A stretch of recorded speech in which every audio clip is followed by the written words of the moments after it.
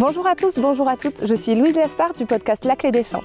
Avec AgriWeb TV, la chaîne dédiée à l'agriculture en Nouvelle-Aquitaine, je pars dans les fermes prendre le café avec les agriculteurs.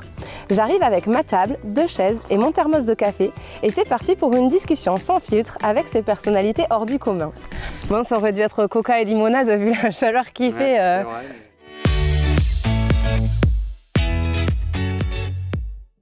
Aujourd'hui, j'ai le plaisir de me rendre à Genouillé, au sud de la Vienne, pour rencontrer Dominique Gaborio. Dominique est installé en grande culture, il produit du colza, des cultures fourragères, mais aussi des protéagineux ou des céréales. Je suis partie à sa rencontre car depuis bientôt 10 ans, Dominique s'inscrit dans des pratiques agroécologiques. Alternance des cultures, couverts végétaux, échange avec les éleveurs voisins, Dominique travaille au quotidien pour une agriculture qui combine performance et respect de l'environnement. Il va nous raconter tout ça. C'est parti, c'est l'épisode 5 des Cafés Fermiers d'AgriWeb TV.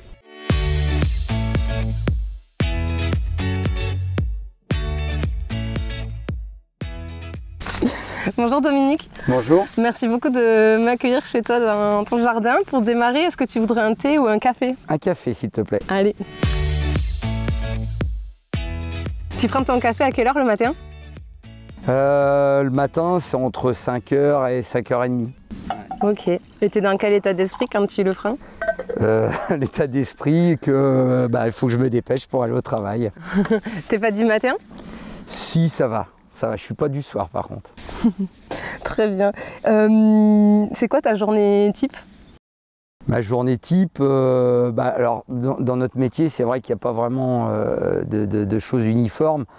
Du moment où on va semer, intervenir donc avec des produits phytosanitaires ou biostimulants, biocontrôle, les interventions se font déjà souvent la nuit pour pouvoir intervenir dans les meilleures conditions, c'est-à-dire hygrométrie, pas de vent.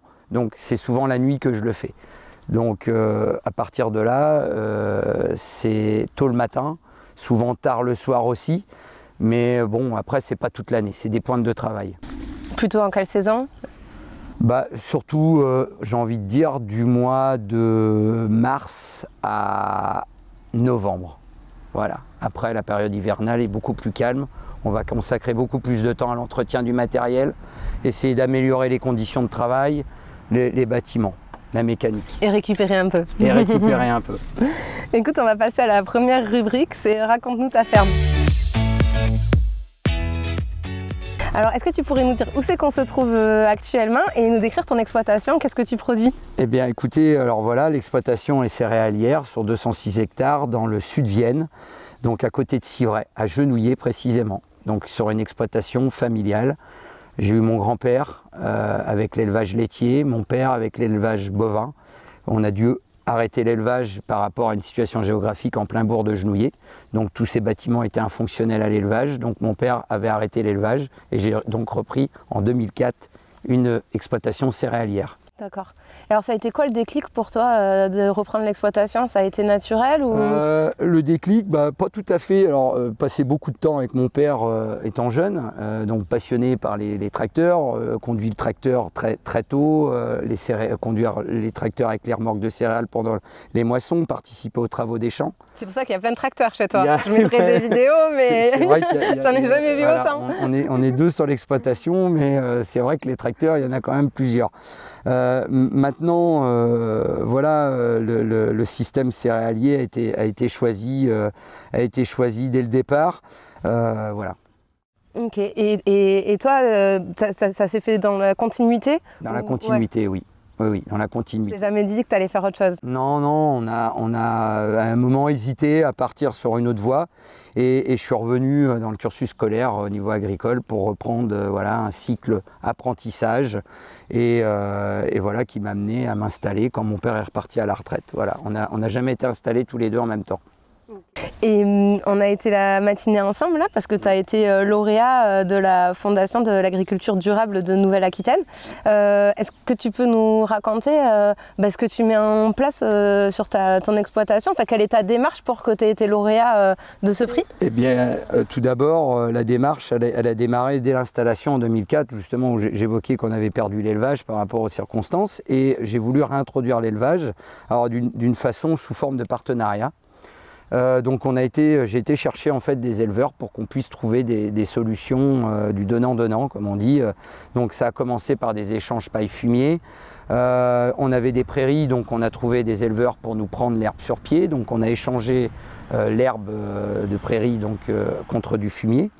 Et dans un second temps, on s'est rendu compte qu'on avait des périodes creuses entre deux cultures, par exemple entre un blé et un tournesol. Donc un blé qu'on récolte au mois de juillet et un tournesol ou un maïs qu'on va semer au mois d'avril. Donc le premier constat, c'est qu'on voyait des adventices prendre la place. Hein. La nature n'aime pas le vide, donc on a subi ça, alors mécaniquement ou chimiquement, hein, pour détruire toutes ces mauvaises herbes.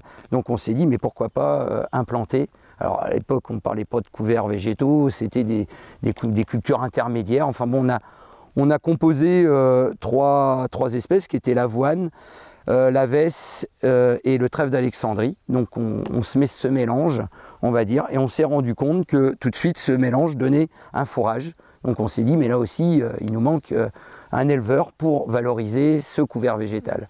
Donc on a eu un moutonnier là près de chez nous, une dizaine de kilomètres, qui a aujourd'hui 900 moutons et où il lui manquait de la surface pour la pâture ou voilà, des problématiques de nourriture. Donc on lui a offert nos couverts végétaux. Donc aussitôt, il a compris qu'il pouvait parquer électriquement nos couverts végétaux sur nos parcelles. Il a à la charge, bien sûr, la surveillance et la mise en place des clôtures. Moi, j'ai l'obligation d'implanter un couvert végétal qui lui permet d'alimenter ses moutons. Donc entre nos deux cultures, comme j'ai évoqué ça tout à l'heure, où le couvert végétal va pouvoir se développer du mois de juillet pour la plantation. Un couvert végétal, qu'on comprenne bien, parce que qu'est-ce que c'est concrètement? C'est de l'herbe? En fait, c'est des espèces qui vont être complémentaires, qui vont me permettre à moi de, par des légumineuses, capter de l'azote de l'air pour la restituer au sol, donc nourrir mon sol, structurer le sol. Donc on a commencé à remplacer le métal par la racine. Donc on a vu des vers de terre, parce qu'à l'époque, il y a 15 ans, on avait encore recours à un labour très ponctuel devant nos cultures de printemps d'ailleurs, et tout de suite en labourant, on a vu que la structure était complètement différente, où les vers de terre, réapparition des vers de terre, même si on en a tout le temps, hein, que ce soit un système assez conventionnel ou le nôtre aujourd'hui, mais on a vu vraiment une multiplication des vers de terre dans notre sol, et puis je vous dis vraiment l'aspect structurant. Très bien, et bien on va passer à la deuxième rubrique, c'est la rubrique de la question qui pique. Ça m'a un peu parlé, il y a un gros enjeu de nourrir la population, une population qui est croissante, dans un contexte international, on l'a vu, qui est très instable pour mille et une raisons. Est-ce que c'est raisonnable de considérer que d'avoir une agriculture plus durable, plus verte, va pouvoir répondre à l'enjeu de nourrir la population en masse? En fait, ce qu'il faut bien garder en tête, c'est que notre schéma agricole doit produire aussi bien que celui-là de nos parents, voire mieux. Donc voilà, hein, je vous l'ai expliqué par l'allongement des rotations, la diversité des graines, l'introduction donc de carbone au maximum dans les sols, donc avec l'azote naturel du sol. Donc on a nos panneaux photovoltaïques qui sont nos couverts et nos cultures qui permettent aussi de nourrir nos sols. Donc il va falloir jouer sur ces facteurs-là, mais ce qu'il ne faut surtout pas, c'est moins produire. Il faut garder vraiment des niveaux de production. On le répète, une instabilité aujourd'hui de production, vous voyez sur quoi ça influence, c'est très influent sur les cours mondiaux, donc il faut garder cette image. Oui, on change de système, mais il faut garder des niveaux de production identiques. Ça a été le cas sur ton exploitation, entre ce que tu produisais avant et ce que tu produis maintenant? On a oui, des résultats qui sont plutôt relativement encourageants.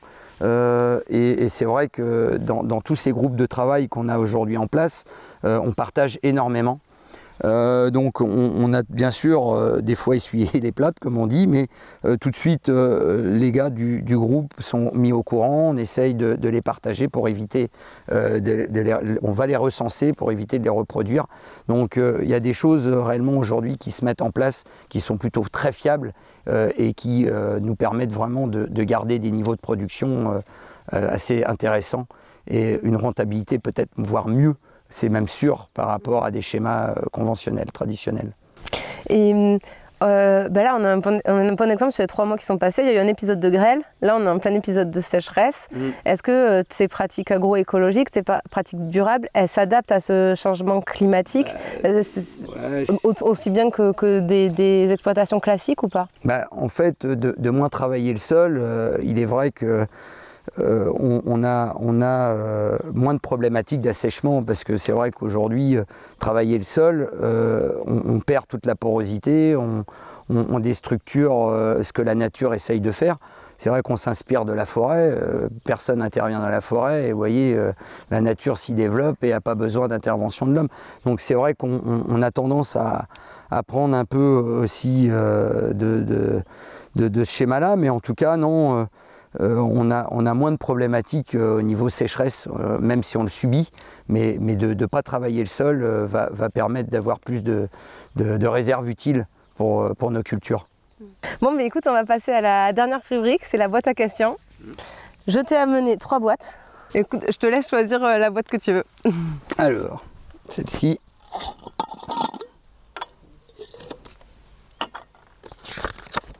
Le conseil. Très bien. Et bien, quel conseil tu donnerais à un agriculteur qui voudrait se lancer?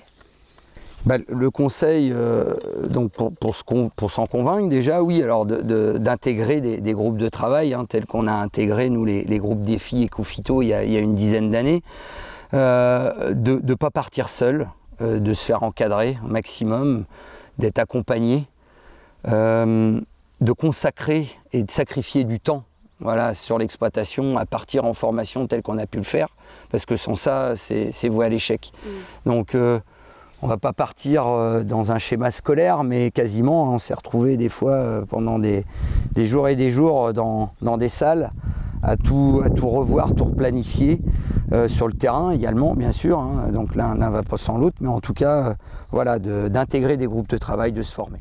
Ok, et de ne pas rester seul. Voilà, et de ne pas rester seul, ouais.